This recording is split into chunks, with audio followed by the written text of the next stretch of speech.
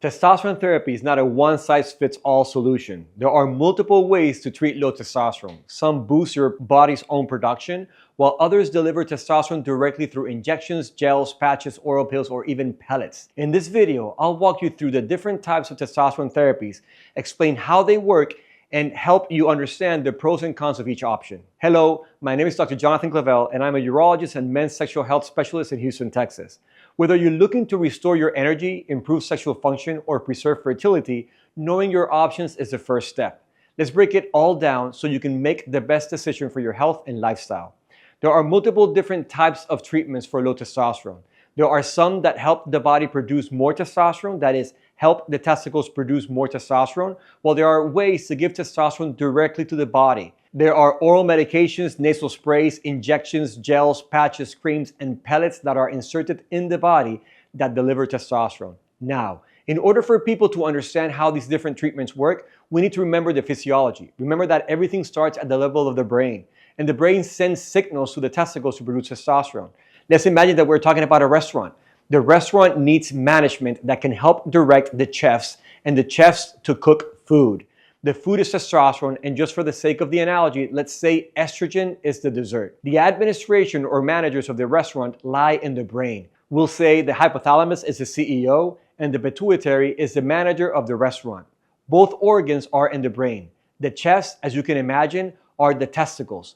The way everything works is that when there is lack of food in the restaurant, the CEO sends the message GnRH to the manager to let them know that we are low on testosterone. The manager then sends the signal to the testicles, which is luteinizing hormone or LH, which tells the chefs that they need to increase their food production and start making testosterone. Testosterone then gets converted to estrogen in the body. And when there is enough food and dessert in the restaurant, that is when there is enough testosterone and estrogen in the body, these then let the administration know that we are good on food and therefore we can limit the food production.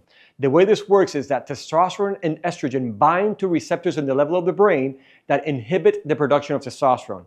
This is extremely important to understand when using testosterone products because taking testosterone from the outside can inhibit your own production, which can affect endogenous or your own body's production of testosterone and can also affect fertility.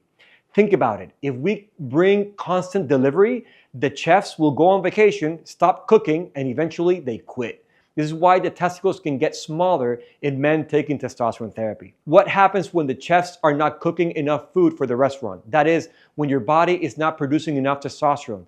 That is when we bring delivery. Testosterone therapy is like if we were bringing delivery to a restaurant whose chefs are not cooking enough food. And just like with any other restaurant, we have a menu to choose from. With testosterone therapy, we have multiple formulations to choose from, and all can be effective for the right set of patients. Pellets, for example, bring delivery for months.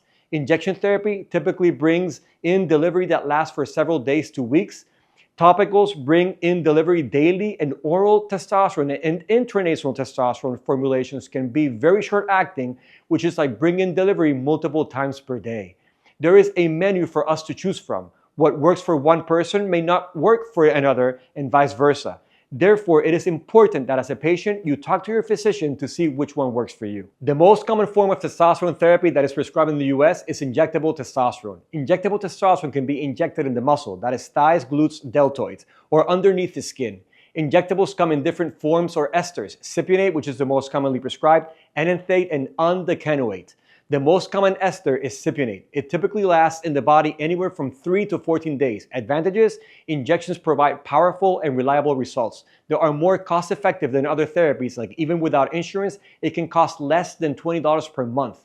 It is easier for us to customize dosing for each patient, and unlike what some clinics might tell you, patients can inject themselves at home. One important consideration, it is the one therapy that is most prone to get peaks and valleys. There can be fluctuations of symptoms, and given its potency, it can get the hematocrit levels high, which can lead to many patients requiring to donate blood to avoid complications. Therefore, monitor your symptoms. In most occasions, lower dosages more frequently work better than higher dosages less frequently. What if you wish to try injection therapy but are scared of needles? Here comes Xyosted, which is a testosterone enanthate formulation delivered via an auto-injector, designed for once per week injections underneath the skin. It comes in an auto-injector like an EpiPen that is pre-filled and is delivered underneath the skin of the abdomen. Its main advantage is clear. It does not require mixing, drawing into a syringe, or visible needles. Its disadvantages, only 3 dosages available: 50, 75, and 100 milligrams, which doesn't give us much wiggle room for customization. Xyosted is also more expensive than generic testosterone. It still carries the risk of hematocrit elevation, like testosterone cypionate and pellets. While Xyosted is more expensive than generic testosterone cypionate, some men find the convenience and precision worth the cost, especially if insurance covers it. One of the most commonly prescribed treatments for men with low testosterone is topical testosterone therapy. It is easy to use and it is non-invasive. This is like you had a restaurant and you were bringing in delivery every day for breakfast, lunch, and dinner. Topical testosterone is delivered through the skin in the form of gels, creams, and patches. Some we can find in regular pharmacies and others are compounded. How it works? Simple. Testosterone is absorbed through the skin and into the bloodstream. Advantages include it is non-invasive, does not require procedure or needles, and it is easy to apply, usually to the shoulders, upper arms, legs, and abdomen.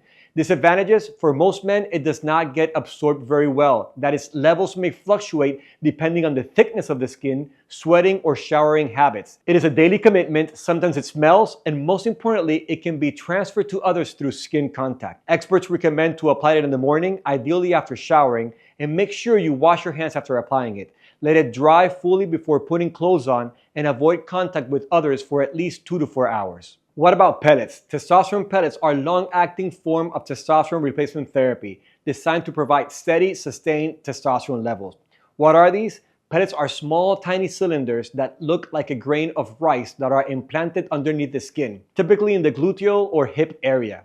These are designed to dissolve slowly and release testosterone. It requires a procedure in the office in which we make a tiny incision under local anesthesia, and several pellets are inserted using a trocar. Pellets peak at about 72 hours and last 3 to 6 months in the body. I see this like if men were changing the oil of their car. Basically come in 2 to 4 times a year to your doctor to refill the tank. Advantages, stable hormone delivery, rare peaks and valleys, and disadvantages, it does require a procedure which can lead to risk of infection, discomfort, and pellets being pushed out of the skin. Pellets can be more expensive, and once inserted, we cannot remove them. We recommend against exercising for 72 hours and remove dressings after 2 days. Pellets are best suited for men who are seeking for a set it and forget it option and don't want to do anything at home. Now let's talk oral testosterone. Unlike historical oral testosterone that led to liver toxicity, there are recent formulations of testosterone undecanoate which are designed to be taken twice per day with food. Why? These are delivered via the lymphatic system of your gut and bypasses your liver. Again, no liver toxicity. It must be taken with meals for better absorption. It provides a delivery that is very similar to what your body is used to. My favorite, Kyzatrex. These are pills that are taken twice per day, but specifically breakfast and lunch. Why? This medication is short-acting and peaks at 3 to 5 hours. Therefore, with this one, you are bringing delivery to the restaurant for breakfast and lunch. And what about dinner? Your chefs can still cook. Therefore, with this form of testosterone, there is a lower risk of high levels of hematocrit, high blood pressure, and lower risk of testicular shrinkage. If you're taking Kyzatrex, be sure to check your levels 3 to 5 hours after your morning dose, not prior. Otherwise, your levels will always seem low. A common question that I get from patients is, are there ways for my own body to produce more testosterone? Going back to the restaurant analogy, there are 2 main ways that we can help the body produce more testosterone. Number 1 is using oral medications like clomiphene and unclomiphene. These medications are part of a group called SERMs, which are selective estrogen receptor modulators. What this means is that they selectively modulate the estrogen receptor. Let's break that down. There are receptors of estrogen in the brain, both the hypothalamus and pituitary gland. The SERMs bind the estrogen receptors and block the negative feedback of estrogen in those glands, which will lead to an increased secretion of GnRH, LH, and FSH. And if we increase LH, more testosterone. Now, in layman's terms, with clomiphene and unclomiphene, we are tricking the restaurant administration, making them think that there is no dessert in the restaurant. Therefore, the CEO and the manager will be telling the chefs to cook more food, hence testosterone. However, there is food in the restaurant. We're just not letting the administration know that there is food. So what is the disadvantage? Even though we are tricking the brain that there is no estrogen in the body, there is still estrogen in the body. Therefore, there can be side effects of high estrogen. And given that we are depending on your own production, sometimes testosterone levels do not rise as high as we would like. There is another way of making your body boost testosterone production, and that is with a medication called HCG, or human chorionic gonadotropin. HCG mimics the action of luteinizing hormone, or LH, by stimulating the Leydig cells in the testes to produce testosterone. HCG works similar to LH, which is the hormone that the brain delivers to the testicles to produce more testosterone. Therefore, with this medication, HCG, we are bypassing the regular administration axis of the restaurant, and we are bringing in new administration that will make the testicles cook more testosterone. HCG is still considered off-label for its use in men, and therefore it is typically provided by compounding pharmacies and can sometimes be expensive for many patients. It is an injection that is injected underneath the skin 3 times per week to raise and maintain testosterone levels. The benefit that most men get out of these medications is that they do not inhibit the production of testosterone in the body. On the contrary, they are boosting your own production. Therefore, these can help preserve fertility and testicular volume. In summary, as you saw in this video, testosterone is a vital hormone that impacts nearly every aspect of a man's health, from energy and mood to sexual function and muscle mass.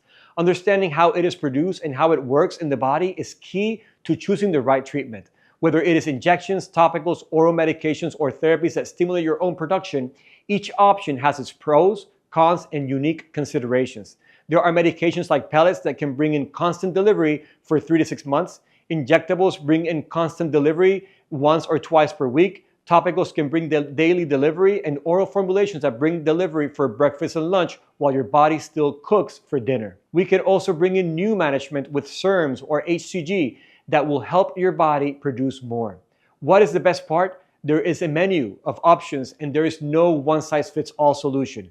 The best treatment is the one tailored to your body, lifestyle, and your own goals. Most importantly, you must be responsible and have your levels checked regularly, not only to know your numbers, but also to prevent complications. If you're experiencing symptoms of low testosterone, it is important that you talk to a specialist who can help guide you through this journey. I hope this video gave you the clarity you've been looking for.